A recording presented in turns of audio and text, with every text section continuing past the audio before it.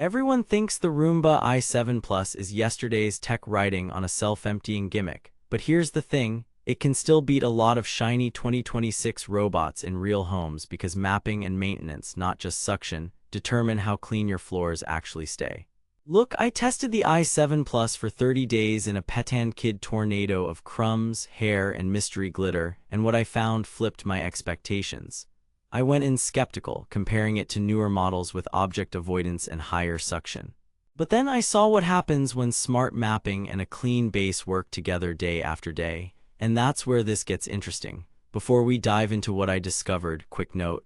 If you're already convinced and want the best current price, I've got a link below. But hang tight, the pros and cons I'm about to show you might save you from an expensive mistake or push you to act fast if this is the right fit. Setup. Real talk, I bought the i7 Plus because I was tired of vacuuming every other day. Dog that sheds like it's his job, a toddler who thinks crackers are confetti, and an open-plan first floor that turns into a dust bowl by Friday. I tried a cheap random navigation bot before it pinballed, got stuck on a floor vent, and died under the couch. Returned it. I wanted 3 things this time: straight-line navigation, room-by-room control, and no more babysitting the dustbin. The i7 Plus promised all that with imprint smart mapping and a clean base that auto-empties into sealed bags. I was hopeful, but also ready to call marketing hype if it stumbled. Confrontation. Test 1. Mapping and navigation. Out of the box, it asked for a mapping run. In under an hour, it had a surprisingly accurate layout of my downstairs with walls, doorways, and zones I could label as kitchen, living room, hallway. I set keep-out zones around a cable corner and the dog water bowl. After 2 learning runs, it started cleaning in neat rows, hugging edges, and ducking under the sofa without spinning in circles. But then, obstacle reality. The i7 Plus does not do active object recognition. Leave a phone, charger, or a sock, it can still eat it. On day 3, I forgot a USB-C cable behind the end table and the i7 Plus swallowed it, paused with an error, and I had to free it. Lesson: declutter a bit or use keep-out zones in danger corners. Test 2. Hard floors and low-pile carpet. I sprinkled cereal in the kitchen and sugar near the island, plus the daily pet tumbleweeds. The dual rubber brushes pulled hair without wrapping like bristled rollers, and dirt detect made it do extra passes in the crumb zones. On low-pile rugs, it lifted fine debris better than I expected. After 2 weeks of scheduled runs, the amount of visible hair between cleans dropped massively. But then my shag rug reminded me of the limits. The i7 Plus climbed it, but deep cleaning a plush, high-pile carpet was not its strength. It did okay, not spectacular. Edge cleaning was decent, though not S9 level along baseboards. Test 3. The clean base experience. This is where the i7 Plus earns the plus.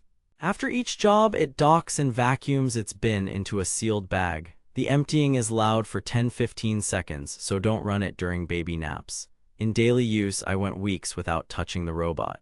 The bag sealed dust and dander so well that my allergy-prone partner noticed fewer sneezes during emptying days. In my household, a bag lasted about a month, sometimes longer. Heavy shedding season burned it faster. Yes, bags are a recurring cost, but the trade-off for truly hands-off cleaning was worth it for us.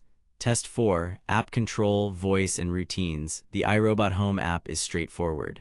I set a weekday 10 a.m. schedule for kitchen and dining only, a full floor clean on Sundays, and a post-dinner spot clean on voice command. Saying clean the kitchen became a thing while I rinsed dishes. It handled multi-room jobs, returned to dock to recharge when needed, and resumed where it left off. But here's the twist. Initial mapping wanted lights on. Once mapped, it cleaned fine in low light using stored maps, but the first map pass in a dark house struggled. Do that initial setup during daylight, then you're good. Discovery. The biggest surprise, the real game changer wasn't raw suction, it was consistency plus self-emptying. The i7 made my floors stay clean because it actually ran every day without me micromanaging it.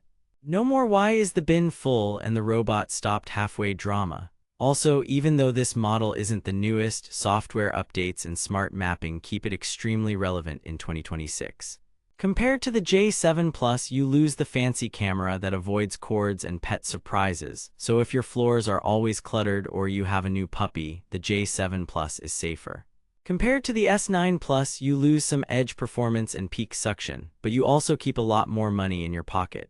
In my testing, the i7 Plus hit a sweet spot of price to performance for homes with mostly hard floors and low to medium pile rugs. Too good to be true? Not exactly. Know the limits, pick up cords, set keep out zones, and accept that the clean base is loud for a few seconds. Do that and it quietly erases a chore from your week. Now that you know self-emptying plus smart mapping is the real win, consider grabbing the i7 Plus while it's often discounted and before inventory cycles shift. Links in the description for the best current price, and I'd bundle a pack of bags and an extra filter so you're set for months. Conclusion. Bottom line, if you want a reliable set-and-forget robot that maps rooms, hits crumbs daily, and empties itself, the Roomba i7 Plus is still a killer buy in 2026.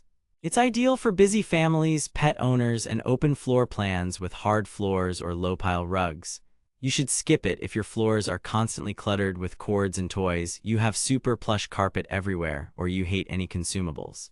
Look, here's what nobody tells you. Daily cleaning beats occasional deep cleaning, and the i7 Plus nails daily cleaning.